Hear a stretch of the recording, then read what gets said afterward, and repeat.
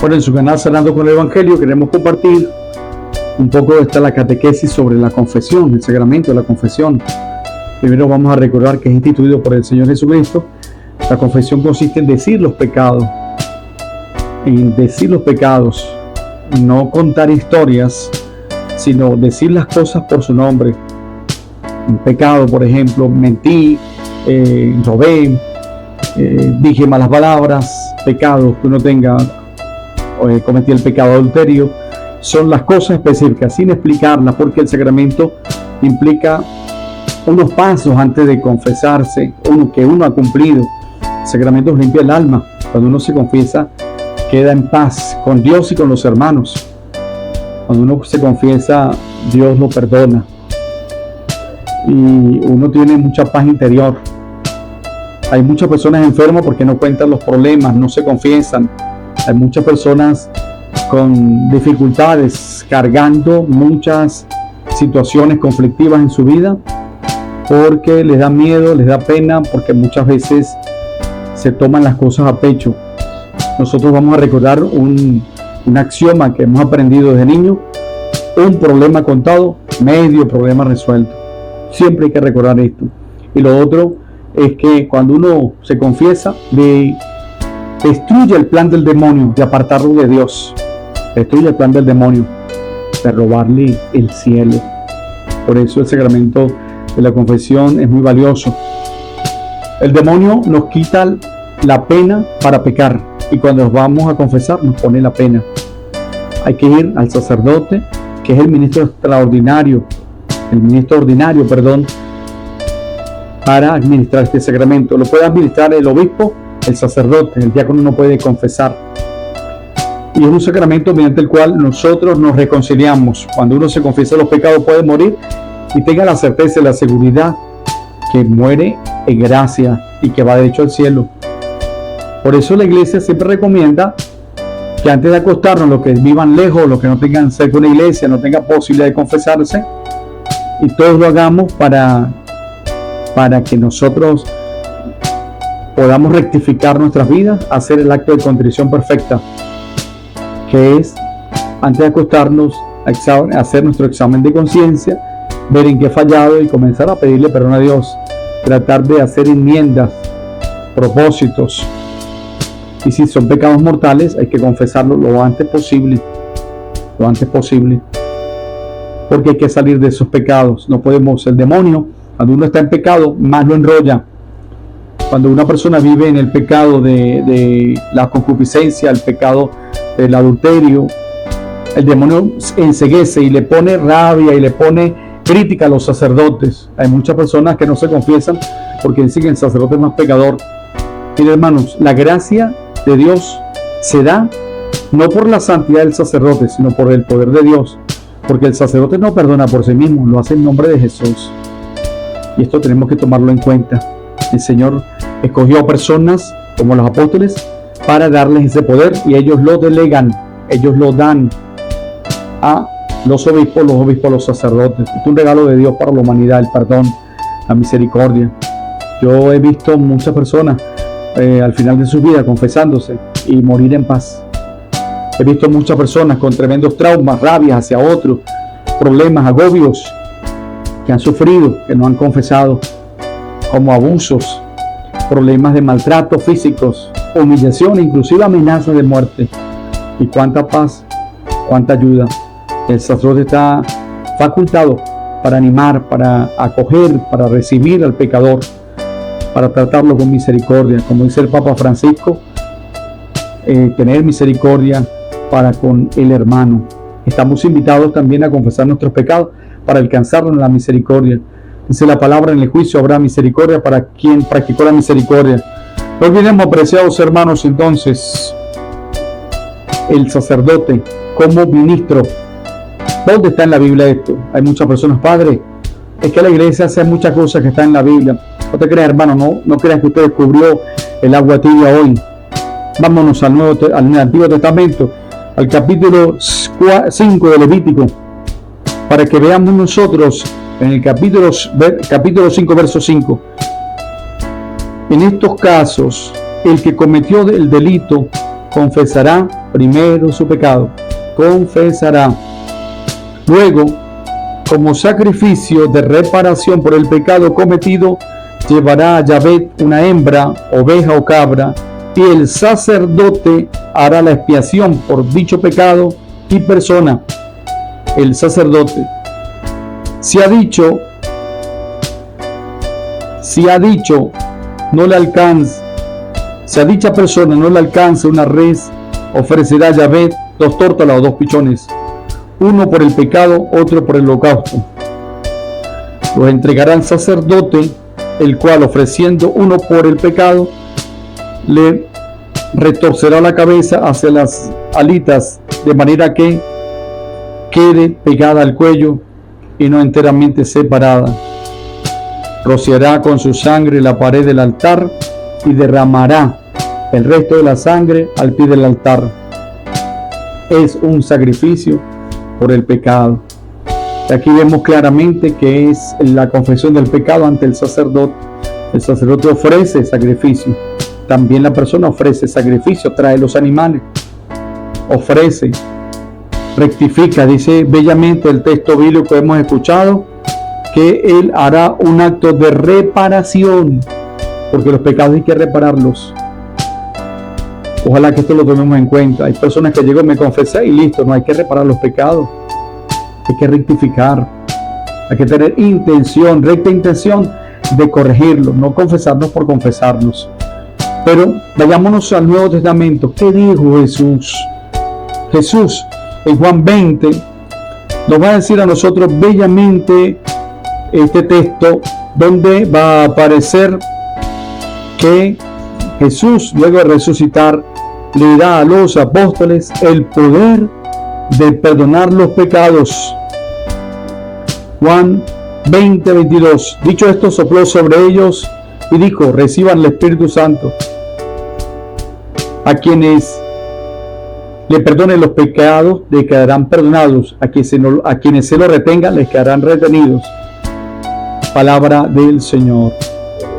Este es un poder que da Jesús a los apóstoles para que perdone en su nombre, en nombre de Él.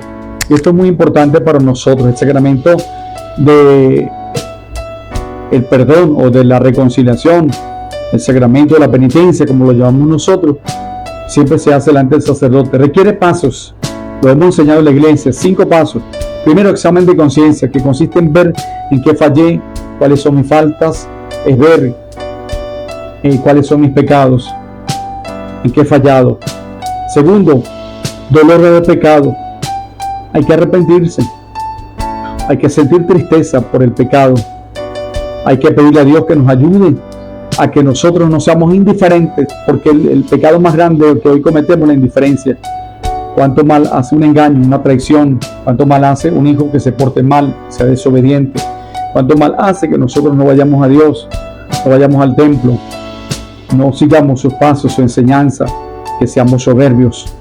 Por eso hay que reconocer que somos pecadores, todos somos pecadores, estamos inclinados al pecado. Tercer paso, el propósito de enmienda. Hay que hacer propósito. Hay muchas personas que hacen propósitos inalcanzables. Hay que hacer propósitos que se puedan hacer. Y los propósitos se hacen de acuerdo al pecado que más cometemos. Hay personas que cometen el pecado del chisme. Y entonces comienza a corregir el pecado de puntualidad. Oye, el pecado, si tienes un pecado de chisme, corrige el de estar lavando el otro, de estar pensando mal del otro, de estar viendo fallas en los demás y no ver nada bueno en los demás. Esto daña la amistad, la buena comunicación entre nosotros. Propósito de orar, propósito de ayunar, propósito de hacer la caridad, propósitos firmes de orar en las noches, de leer la Biblia, propósito de rezar de rodillas. Hay personas que no rezan de rodillas, de ir al Santísimo, de hacer novenas al Santísimo, de visitar al Santísimo, novena a un santo, de hacer caridad, de proponernos ir los fines de semana. Yo conozco empresarios y gente que trabaja en empresas que dan mercados semanal. Bendito sea el Señor. Esos son propósitos buenos, de ser más amables, de oír la misa de rodillas, propósito del que nosotros pues nos apartemos de ver televisión. Hay gente que ve demasiada televisión y está pecando. Cuidado con estar pecando viendo internet. Hay que apartarse, hay que poner freno. Uno tiene que a sí mismo ayudarse, pedir mucho la ayuda de los santos. Para eso la comunión, ofrecer la comunión por el perdón de los pecados, pedirle a Dios que nos ayude a rectificar, y por eso dirección espiritual, la confesión de los pecados. Entonces llevamos 3: examen de conciencia, doble de pecado, propósito de enmienda. 4 es decir los pecados al confesor, y eso significa llamar el pecado por su nombre, decir el pecado. Hay que hacerlo en persona a persona, no es por teléfono, no es para que el Padre adivine, sino decirlo. Hay personas que le da pena, escríbalo, se lo olvida, escríbalo, ¿no? Y después lo rompe, o se lo da al sacerdote que él mismo lo rompa, para que no se lo encuentre alguien por allá. Decir los pecados, decirlo con claridad. Decir, cuando uno se confiesa, hay que decir de primero los pecados mortales. ¿Por qué? Porque los pecados mortales nos condenan. ¿Qué es un pecado mortal?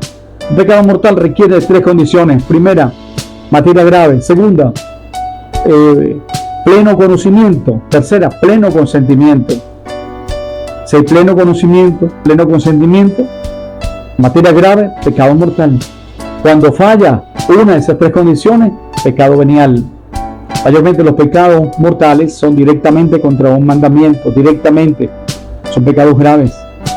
Son pecados mortales, ¿no? Entonces hay que tener mucho cuidado. Hay muchas personas que no confiesan todos los pecados mortales. Se los vamos a explicar, ¿no? Por ejemplo, un padre no educa a un hijo, pecado mortal. Un padre abandona a un hijo, pecado mortal, y tiene que confesarlo, y tiene que atenderlo, y tiene que responder por él, tiene que acercarse, hacerse conocer.